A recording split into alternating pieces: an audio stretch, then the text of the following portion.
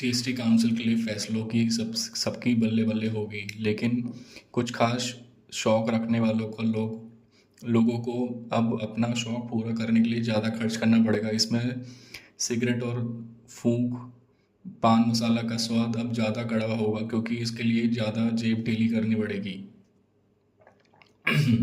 दीपावली से पहले बुधवार को जीएसटी का स्लैब कम, और केंद्र सरकार ने लोगों को बड़ा तोहफा दिया है। जीएसटी का स्लैब कम किए जाने से रोजमर्रा के सामान, दवाएं, खाने पीने की चीज़ें, छोटी छोटी कार, बाइक, सीमेंट आदि सस्ती हो जाएंगी। लेकिन कुछ विशेष शौक रखने वाले लोगों को अब अतिरिक्त खर्च करना पड़ेगा, क्योंकि उनके शौक वाली चीज़ों को कीमत पहले से महंगी हो जाएगी। अब चौक चौराहों पर सिगरेट का छल्ला उड़ाने हो या पान मसाला चबाने की आदत, उसके लिए ज़्यादा पैसे चुकाने होंगे। दरअसल बुधवार को जीएसटी काउंसिल की 56वीं बैठक में 2 स्लैब कम किए जाने का प्रस्ताव हुआ। बैठक के बाद केंद्रीय वित्त मंत्री निर्मला सीतारमण ने कहा कि अब सिर्फ 2 जीएसटी स्लैब 5% और 18% होंगे। अब जीएसटी स्लैब 12% और 28% को समाप्त कर दिया गया है, जिसमें अधिकांश जरूरी चीज शामिल है।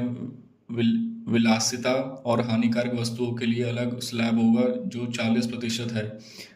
पूरे देश में जीएसटी के बदलाव का फैसला 22 सितंबर से लागू होगा। पान मसाला, सिगरेट, जर्दा, चबाने वाले तंबाकू, super luxury goods and added sugar, carbonated drinks, luxury car, fast food जैसी विलासिता चीज़ें होंगी महंगी। अब इन चीज़ों पर पहले 28% जीएसटी लगा करता था, लेकिन अब इन सब चीज़ों पर 40% स्पेशल जीएसटी लगेगा। फलों के पेय, कार्बोनेटेड पेय, फलों का रस वाले पेय, वेफन्स पेय पदार्थ, अनुमति, तंबाकू अपस्थिति, तंबाकू पत्तियों का लाभ, सिगरेलियो और सिगरेट, तंबाकू या फिर तंबाकू के विकल्प से बने तंबाकू या पुनर्गठित तंबाकू युक्त उत्पाद, रेसिंग कार, मोटर कार, अन्य मोटर वाहन या